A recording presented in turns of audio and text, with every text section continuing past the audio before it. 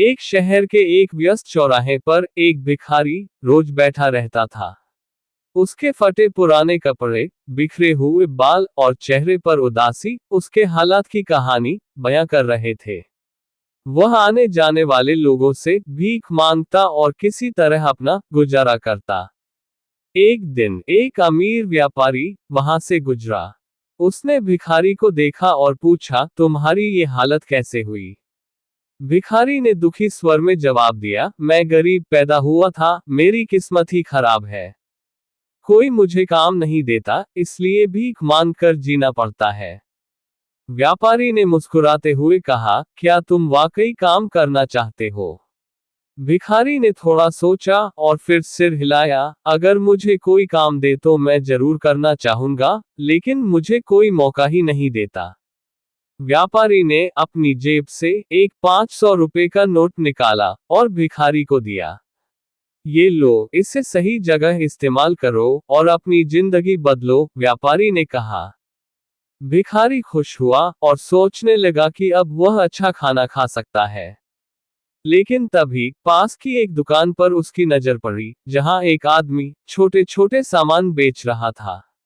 भिखारी को एक विचार आया।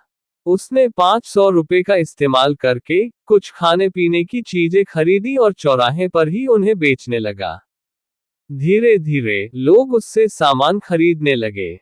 कुछ ही दिनों में उसने कुछ और पैसे जमा कर लिए और अपना छोटा सा ठेला खरीद लिया। समय बीतता गया और उसकी मेहनत रंग लाने लगी। अब वह पहले की तरह भीख नहीं मांग रहा था, बल्कि खुद मेहनत करके पैसा कमा रहा था।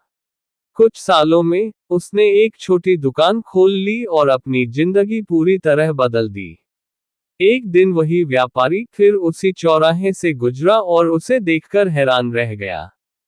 उसने भिखारी से पूछा, क्या तुम वही इंसान हो जो कुछ साल पहले यहाँ भीख मांगता था?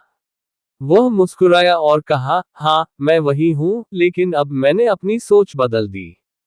जब मैंने सोचना शुरू किया कि मैं भी कुछ कर सकता हूँ, तो मेरी किस्मत खुद ब खुद बदल गई। अगर हम अपनी सोच बदल लें, तो हमारी जिंदगी खुद बदल सकती है। काम करने की इच्छा और सही दिशा हमें गरीबी से अमीरी की ओर ले जा सकती है।